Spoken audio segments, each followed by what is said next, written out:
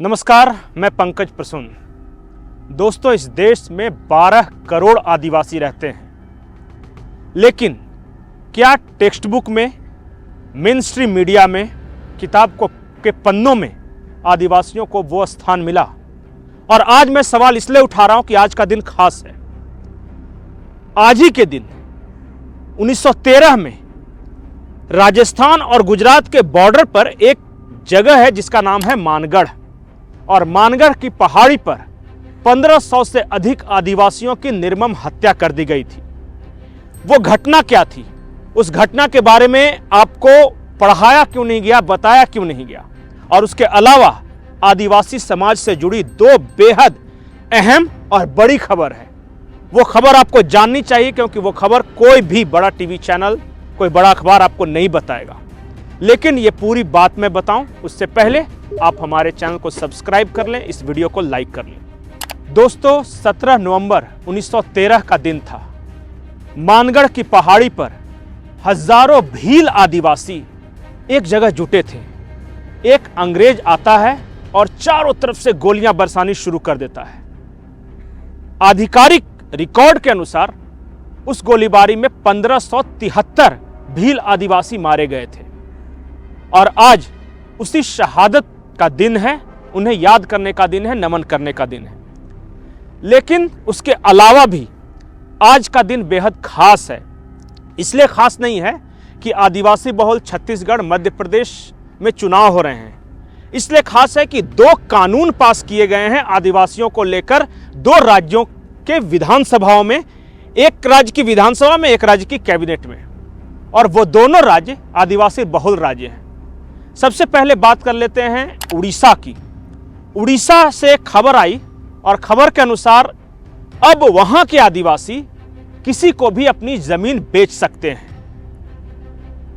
और अब तक होता यह था कि आदिवासी सिर्फ आदिवासियों को ही जमीन बेच सकते थे, लेकिन उड़ीसा की सरकार ने यह फैसला लिया, यह नया कानून पारित किया है कि अब वहां के आदिवासी भी किसी दूसरे गैर आदिवासी को भी अपनी जमीन बेच सकते हैं। राजनीति पर, समाज पर इसका क्या असर होगा उड़ीसा में, इसके बारे में मैं बताऊंगा। लेकिन उसके अलावा एक और राज्य है आदिवासी बहुल, झारखंड राज्य। और झारखंड राज्य में हेमंत सरकार ने, उसकी कैबिनेट ने एक प्रस्ताव पारित किया है जिसके अनुसार CNT-SPT एक्ट में थाना क्षेत्र की बाध्यता समाप्त की जाएगी। जो झारखंड के दर्शक नहीं हैं, जो CNT-SPT एक्ट के बारे में नहीं बोलते हैं, पहले मैं इसके बारे में थोड़ा सा बता दूं। CNT मतलब छोटा नागपुर टेनेंसी एक्ट है, और SPT का मतलब संथाल परगना टेनेंसी एक्ट है।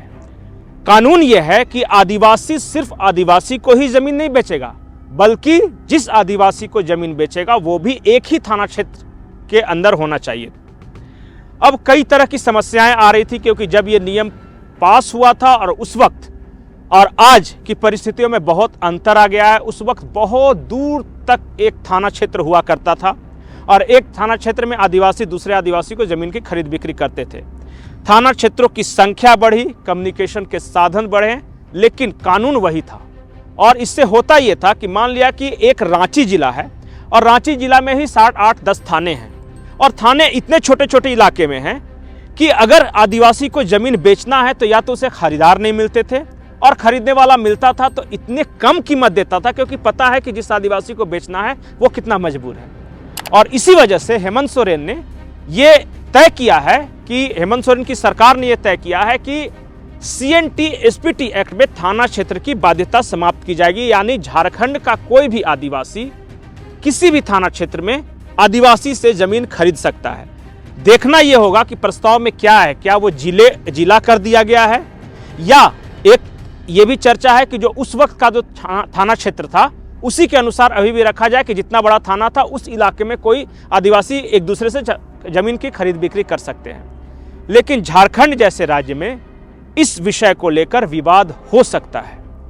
विवाद यह हो सकता है कि क्या हेमंत सोरेन ने किसी मकसद से थाना क्षेत्र की बाध्यता समाप्त की है, क्योंकि हाल के दिनों में कुछ खबरें ऐसी आई, और झारखंड में जो बीजेपी के प्रदेश अध्यक्ष है बाबूलाल मरांडी ने, उन्होंने भी आरोप लगाए हैं कि सोरेन परिवार ने राज्य के अलग अलग जिलों में आदिवासियों से जमीन लिखवाई है, कहीं जोर जबरदस्ती कर लिखवाई है, कहीं आधे पौन पैसा देकर आने पौने दामों पर खरीद लिया है।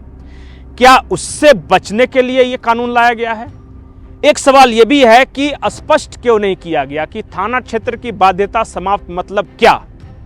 क्या दुमका का कोई आदिवासी रांची में आदिवासियों की जमीन खरीद सकता है, या कोई पश्चिमी सिंहभूम का आदिवासी साहेबगंज में किसी ट्राइबल से जमीन खरीद सकता है या नहीं खरीद सकता? इस सवाल का जवाब मिलना अभी बाकी है। तो एक और आज आदिवासियों की शहादत का सबसे बड़ा दिन है, दूसरी ओर आदिवासी जिसका सबसे करीबी मुद्दा जंगल जंगल जमीन रहा है, उनकी जमीन पर 2 राज्यों में एक कानून पारित किया गया है अलग अलग तरीके से।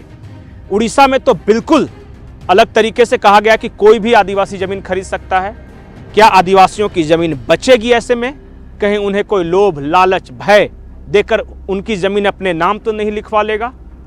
ये सवाल हमेशा बना रहेगा। और झारखंड में एक आदिवासी दूसरे आदिवासी से जमीन खरीद सकेगा, थाना क्षेत्र के बाहर भी खरीद सकेगा, लेकिन वो लिमिट क्या होगा, इसे लेकर आने वाले दिनों में कुछ न कुछ विवाद जरूर खड़ा होगा। नमस्कार।